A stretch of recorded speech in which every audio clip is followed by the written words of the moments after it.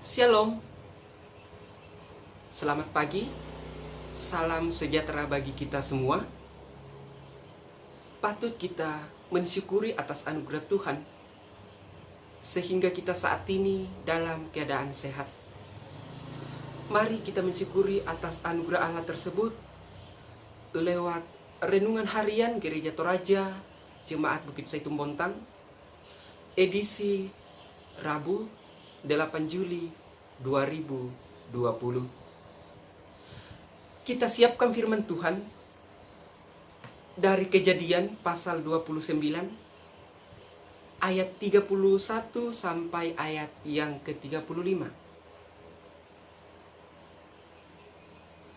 Kita meminta tuntunan kuasa Roh Kudus lewat doa. Kita berdoa. Bapa di dalam kerajaan sorga, Bapa yang senantiasa kami sapa lewat anak-Mu Yesus Kristus, di pagi yang indah ini ya Tuhan, kami datang bersyukur kepadamu atas kasih dan pemeliharaan Tuhan di dalam sepanjang kehidupan kami. Hingga pada saat ini, Tuhan senantiasa bersama-sama dengan kami di dalam menjalani kehidupan yang Tuhan masih anugerahkan kepada kami. Bapa di sorga, melandasi kegiatan kami pada hari ini, kami akan membaca dan merenungkan firman-Mu. Tuhan, berkati kami semua, mampukan kami ya Bapa, bahkan hamba-Mu yang penuh keterbatasan di dalam membaca, di dalam merenungkan firman Tuhan. Tuhan, tolonglah kami, kuasai kami dengan kuasa Roh Kudus-Mu.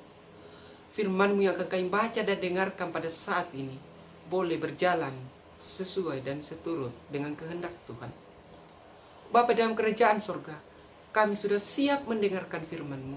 Di dalam Kristus kami berdoa. Amin. Kejadian pasal 29 ayat 31 sampai ayat yang ke-35.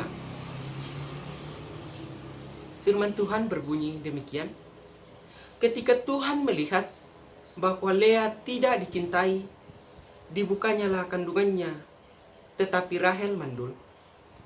Lea mengandung, lalu melahirkan seorang anak laki-laki dan menamainya Ruben.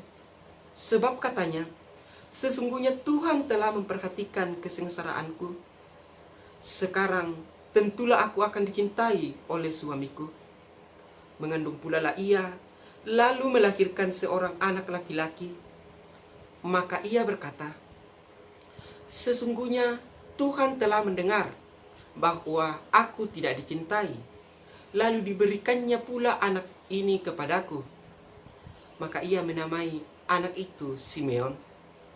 Mengandung pula lah ia, lalu melahirkan seorang anak laki-laki.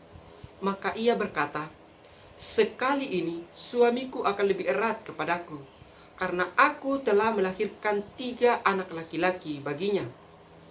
Itulah sebabnya ia menamai anak itu Lewi. Mengandung pula lah ia, lalu melahirkan seorang anak laki-laki. Maka ia berkata, sekali ini aku akan bersyukur kepada Tuhan. Itulah sebabnya ia menamai anak itu Yehuda. Sesudah itu ia tidak melahirkan lagi. Sampai sedemikian menjauh pembacaan kita pada saat ini. Berbahagialah kita yang tetap setia dan taat di dalam membaca dan akan merenungkan firman Tuhan. Amin. Yang menjadi perenungan kita pada saat ini diberi satu tema, yaitu sesungguhnya Tuhan memperhatikan. Lan bahasa Toraya, tontong nape maranga buang. Saudara-saudara kekasih Tuhan, orang yang mengalami suatu masalah atau pergumulan yang besar di dalam hidupnya pasti mengharapkan perhatian atau pertolongan dari orang lain. Mengapa? Sebab perhatian itu paling tidak mengurangi beban atau bahkan membuka pikirannya untuk mencari jalan keluar. Saudara-saudara kekasih Tuhan, bacaan kita pada saat ini berbicara tentang seseorang yang bernama Lea, yaitu istri dari Yakub. Dia menghadapi masalah di dalam hidupnya. Ia mengalami pergumulan dalam rumah tangganya bersama dengan sang suami. Masalah apa yang mereka hadapi? Yaitu masalah persoalan keturunan. Nah, bagaimana dengan tindakan Tuhan? Apakah Tuhan membiarkan mereka? Apakah Tuhan berdiam diri terhadap mereka? Tidak. Namun Tuhan memperhatikan mereka. Tuhan melepaskan dia dari masalah yang dihadapi. Setelah ia menikmati pembebasan, atau setelah ia melepas dari masalah atau pergumulan yang dihadapi, ia tidak lupa diri. Ia mengagungkan Tuhan yang dipercayainya sebagai penolong dalam masalah yang dihadapinya. Lea tidak menyombongkan dirinya. Lea tidak mengatakan bahwa aku mampu menjalani masalah tersebut. Tidak. Tetapi dia tetap mengharapkan pertolongan dan campur tangan Tuhan. Ia menyadari perhatian Tuhan di dalam hidupnya. Di dalam ayat yang ke-32 sampai 35 dikatakan bahwa Tuhan telah memperhatikan kesengsaraanku. Tuhan mendengar seruan, menaikkan syukur bagi Tuhan. Semua itu adalah ungkapan-ungkapan yang menyatakan bahwa Lea meyakini pertolongan Tuhan. Saudara-saudara kekasih Tuhan, tak seorang pun dari kita yang lepas dari suatu pergumulan. Karena itu firman Tuhan hari ini melalui kisah Lea mengisahkan kita untuk menyerahkan pergumulan itu kepada Tuhan. Mengapa? Karena Ia sendiri yang akan memperhatikan kita. Melalui kisah ini mengingatkan kepada kita bahwa marilah kita menyerahkan pergumulan hidup kita, masalah yang kita hadapi, ke dalam tangan Tuhan. Jangan kita mengandalkan kekuatan diri kita sendiri. Jangan kita mengandalkan kepintaran kita, kemampuan kita. Tetapi marilah kita mengandalkan Tuhan. Dia yang akan membukakan jalan untuk keluar dari masalah.